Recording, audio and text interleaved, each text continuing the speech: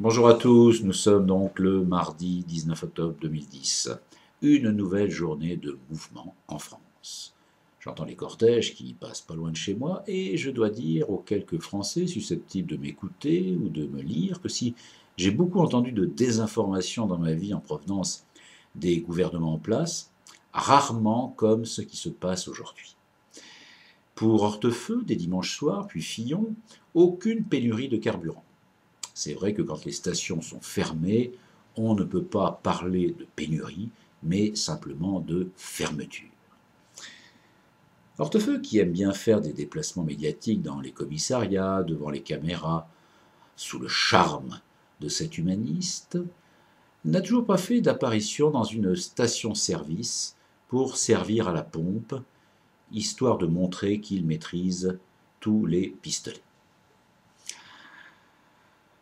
Les gens sont cons à parler de pénurie alors qu'il s'agit simplement de tension d'approvisionnement. C'est le terme. Ça n'a rien à voir. Pour Fillon, le mouvement commence à s'essouffler. Ben voyons. Plus déconnecté de la réalité, tu meurs. Un tel décalage avec la réalité, personnellement, moi, ça me fait peur. On ne peut pas accorder de la crédibilité à des charlots pareils. Déjà, le mensonge concernant la retraite est flagrant. Et encore une fois, je ne parle pas pour moi, puisque la retraite, l'âge, etc., je m'en contrefous. Mais au bout d'un moment, prendre les gens pour des cons à ce point, ça suffit. Il y a d'ailleurs une notion que j'aimerais voir sur la table, c'est le montant des retraites. Pas le montant minimum, le fameux minimum vieillesse qui porte bien son nom mais qui n'est pas respecté dans les faits. Je suis bien placé pour le savoir dans ma famille.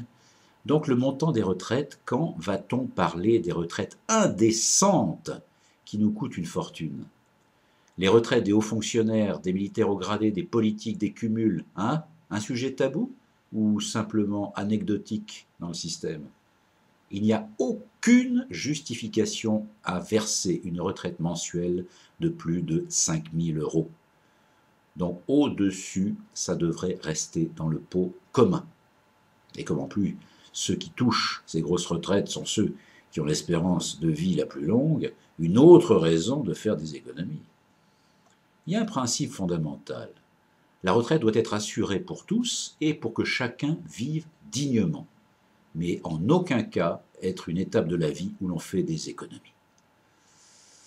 J'avoue qu'avec des lycéens dans la rue, ça fait plaisir de voir des jeunes en vie face à un gouvernement à l'agonie. Je ne vais pas continuer à énumérer la liste des mensonges du gouvernement UMP, mais également l'écœurement du comportement policier. À Nanterre, où des jeunes auraient pu éviter le pire en servant de médiateur, ou aux Invalides où des manifestants se sont retrouvés coincés.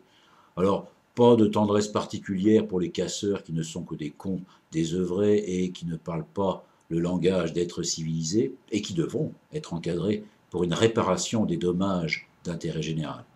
Donc pas de naïveté ni d'angélisme, mais du pragmatisme et si possible de l'efficacité.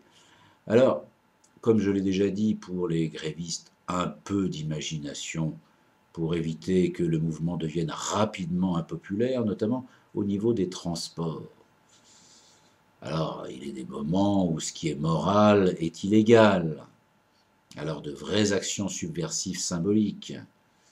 J'en ai un tas que je peux expliquer à la demande, mais il serait judicieux de commencer par le début, à savoir le blocage des péages d'autoroute, le manque à gagner pour ces concessions qui raquettent à l'année le contribuable.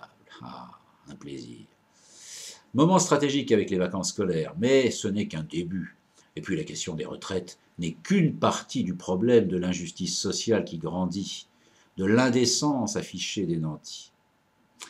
Il y a encore du travail pour que la prise de conscience collective se fasse en Europe pour bousculer le système qui mène l'énorme majorité à sa perte.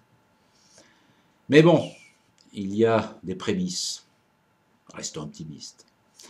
Alors pour tous les membres de l'UMP qui ont oublié ce que le P signifiait à l'origine, populaire, pour une fois, je ne dirai pas, et encore, bravo.